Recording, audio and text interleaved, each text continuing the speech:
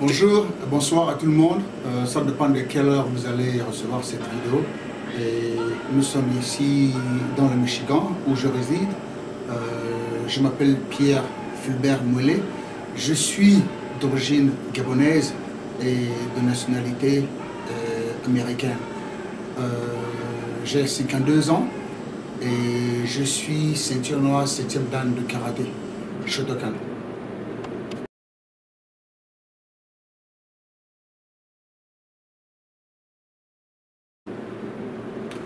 Je pratique du karaté sans arrêt, au moins 47 ans, 48 ans. J'ai commencé en septembre 1971.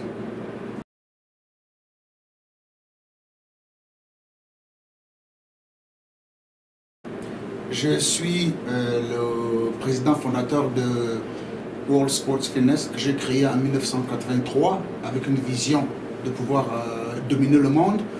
Et en mon arrivant au Japon, et en 95, voyant comment les Japonais vivaient et quelle était la structure par rapport aux arts martiaux, j'ai décidé de créer le Shotokan World Karate. Pourquoi le Shotokan World Karate? Parce que le karaté a été toujours dominé par le japonais. Comme vous avez vu, les gens, pour avoir le grade, ils allaient au Japon pour avoir un grade. Et j'ai décidé d'avoir ma propre organisation où je devais délivrer les grades au lieu d'aller au Japon pour passer les grades.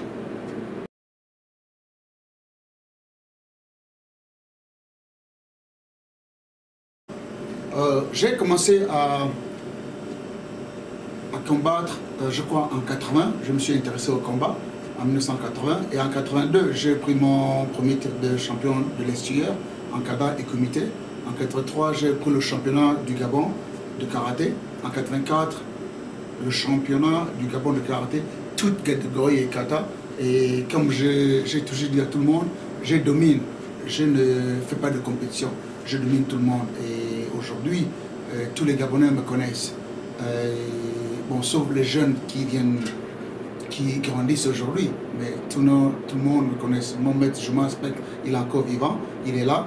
Et Maître Ndonsima Raymond, il est là, et Charlie, tout le monde, Sylvain, et Agaya est là, Mavungu Dieudonné, tout le monde, ils sont là. Donc en 84, j'ai pris le championnat du Gabon, toute catégorie, et 85, la même chose, et en 86, il n'y avait pas de championnat.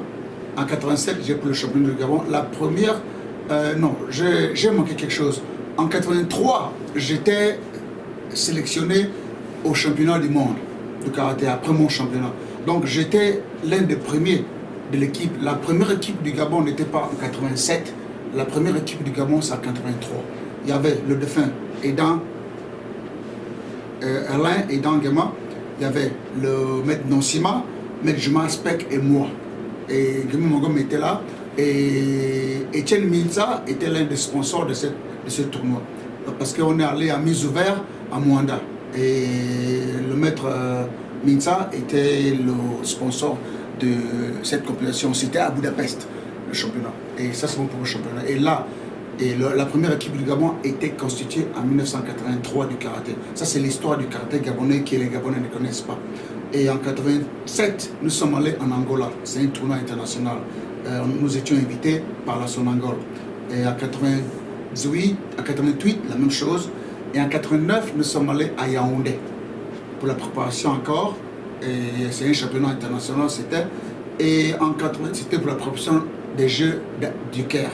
C'est en 91. Et nous sommes allés au Caire. Le résultat, j'ai eu la médaille de bronze. Et il y a Mokolo qui a eu la première médaille d'argent du Gabon.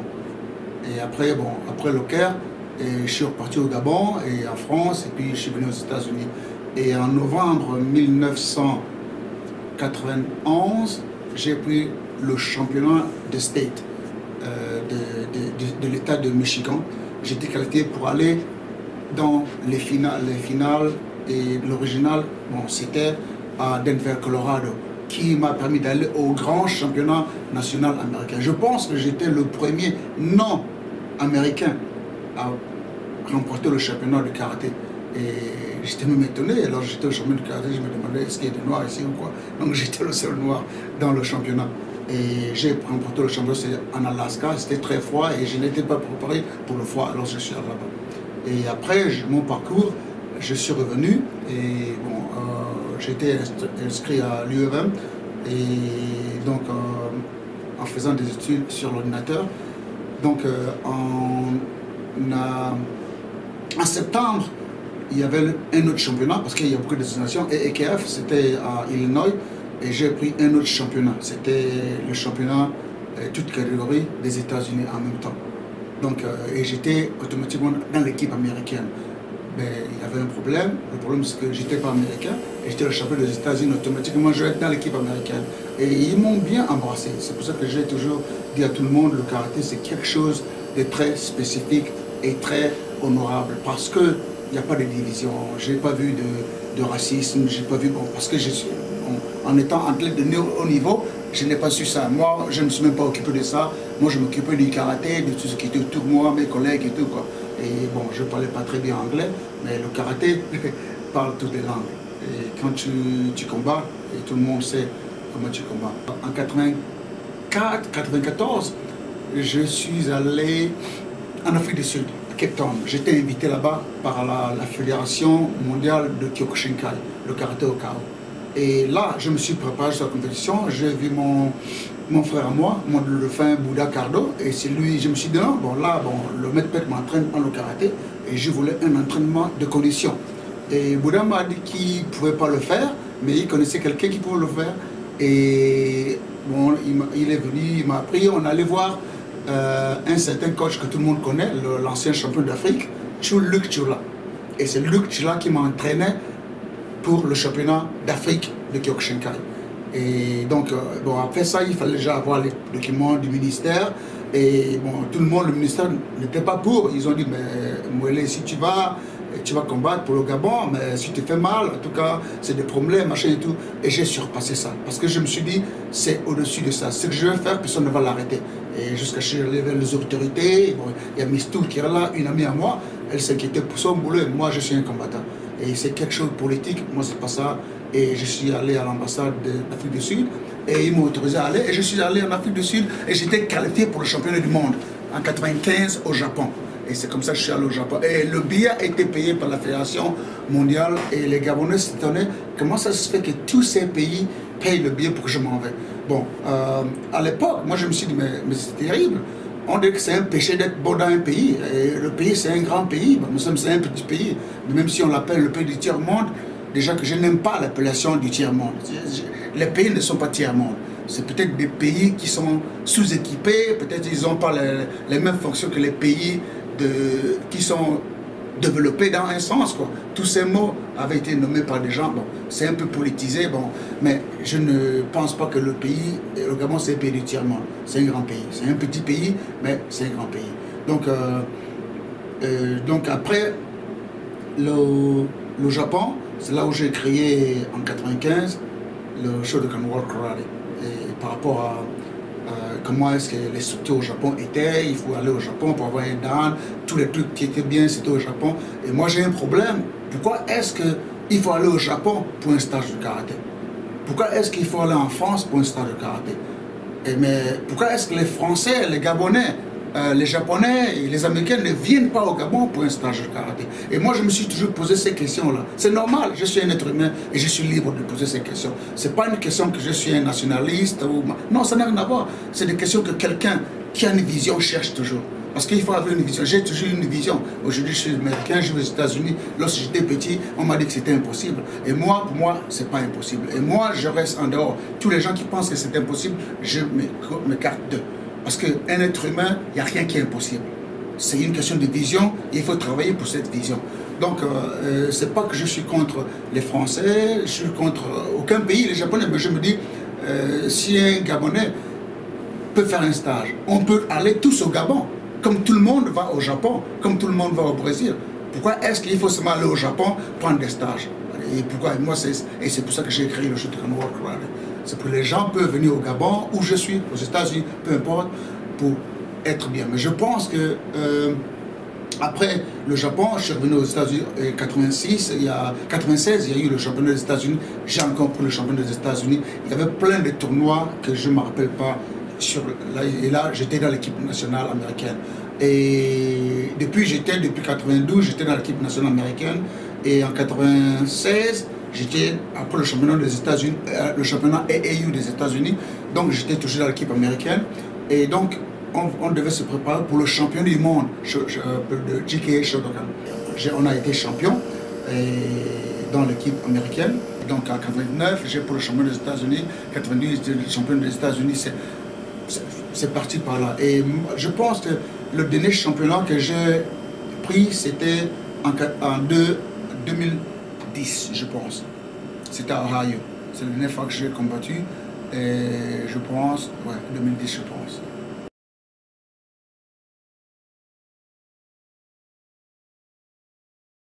Je pense que le niveau du karaté, du karaté, si vous voulez, Shotokan, ou du karaté généralement, ou des arts martiaux au Gabon généralement, mais les arts martiaux au Gabon ont un bon niveau, que ce soit le Kwan Kido, le Chuan Kido, ou le club sera ouvert prochainement au Gabon, et le Kung Fu et le Shotokan, mais c'est un niveau vraiment très élevé au Gabon par rapport à lorsque j'ai laissé jusque mais le problème d'encadrement, c'est un problème de leadership, parce que la plupart des grands karatékas, des grands qu'on voyait au Gabon, ils ne supportent pas le karaté au Gabon. Mais sinon, le karaté gabonais est d'un bon niveau.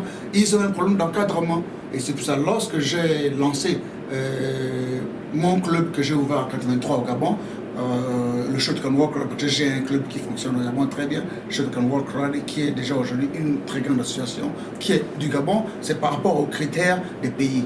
Et c'est mondial. Donc, c'est un caractère très, très élevé et c'est un problème d'encadrement.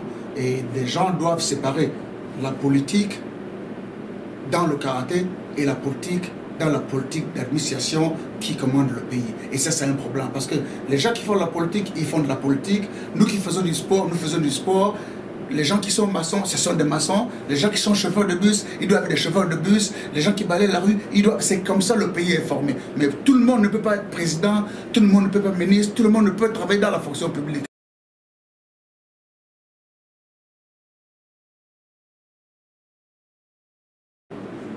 Oui, mes projets, c'est très simple. Ce sont les projets que j'ai eu dès le plus jeune âge. Et c'est d'avoir Shotokan World Karate dans tout le Gabon. Et avoir prochainement des tournois, pourquoi pas un champion du monde au Gabon. Mais promulguer le karaté dans toute l'Afrique. Et mondial, déjà ça se fait. Parce que là, on est déjà à la République démocratique du Congo, on est déjà là-bas. Et au Brésil, nous sommes au Brésil, et nous sommes en Inde, c'est balèze en Inde, et au Sri Lanka, nous sommes là-bas, à Dubaï, là-bas, aux États-Unis déjà, mais c'est important de pouvoir vulgariser le karaté. On va aller en Mauritanie, Madagascar, et en Chine, exactement, et donc en Indonésie. Donc, je vais vulgariser le Shotokan partout. Et partout où je m'en vais, les gens se demandent, parce que quand les gens entendent parler du karaté, ils se voient un japonais avec des yeux bridés. Mais quand ils voient Shotokan Karate, et c'est un noir qui apparaît, et c'est moi. C'est un rêve que j'ai depuis, personne ne peut l'arrêter. Je vais partout.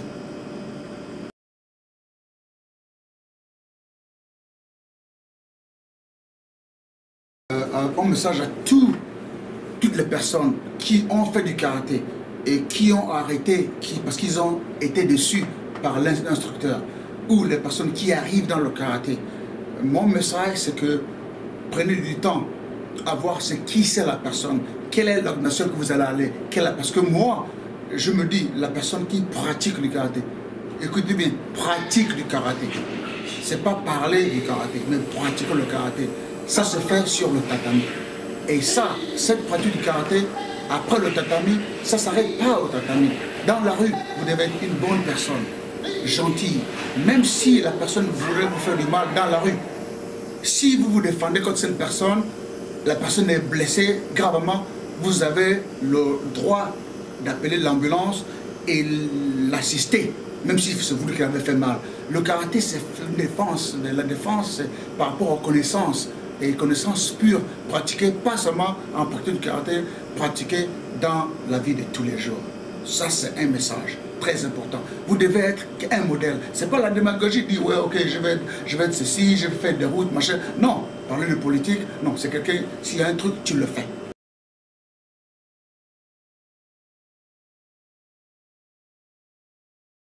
Juste pour ajouter à ce que je disais, Gaba Martial Arts, c'est une initiative et là déjà créée par le fondateur, un frère, un petit frère, Guy Roger Nzamba, et c'est une bonne organisation. Bon, regardez, quand je vous parle qu'en 83, j'ai créé World Sports Fitness. World Sports Fitness, c'est anglais. J'ai créé cette compagnie, je ne parlais même pas anglais.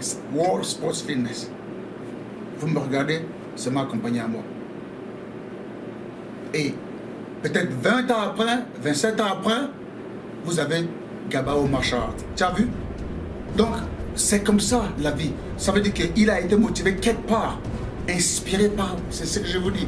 Et lorsque Guy Roger Nzamba vient me voir en me disant, voilà, qu'est-ce que tu penses, grand machin, mais c'est l'inspiration. Ça veut dire qu'il y aura encore d'autres Mouélé, il y aura encore d'autres Guy Roger Nzamba, mais c'est encourageant pour un Gabonais. Et je lui donne mon chapeau. Guy Roger Nzamba, je suis toujours là. Quand tu veux voir, tu me vois. Et je pense que quand je vois Gabao Martial Arts, c'est pas seulement pour le Gabon, c'est pas seulement l'Afrique, et je pense que c'est mondial. Mais c'est mieux de commencer par le Gabon. Mais c'est quelque chose qui va s'étendre dans tout le monde entier.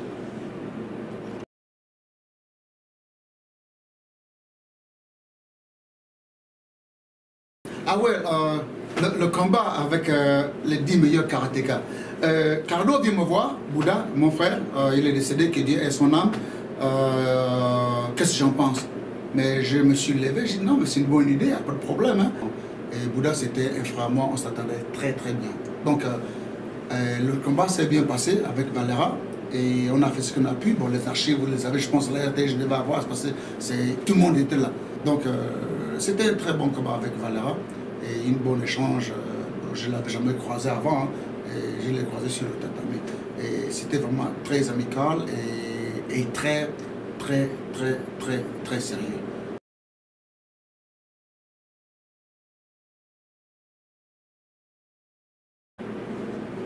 Le dernier mot, c'est très simple.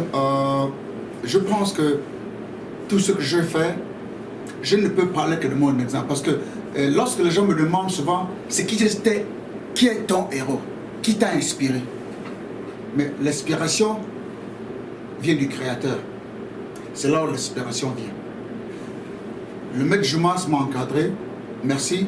Déjà, je te remercie, Sensei Pek Jumas, pour ce que tu as fait pour moi.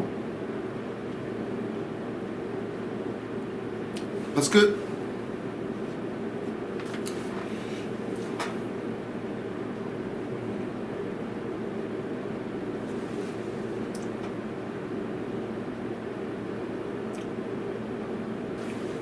much respect.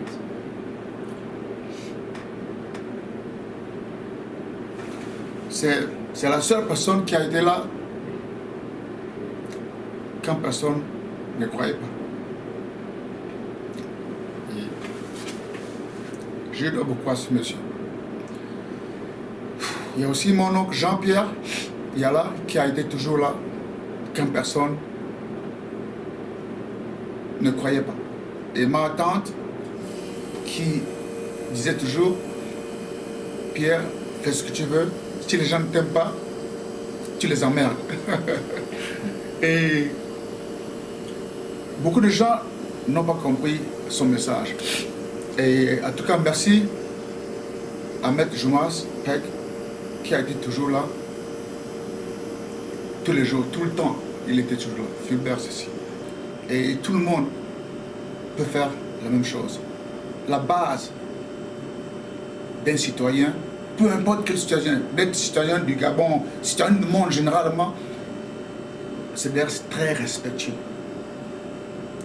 être très dévoué dans tout ce que vous faites. Peu importe, ne vous sentez pas petit par rapport à vous-même.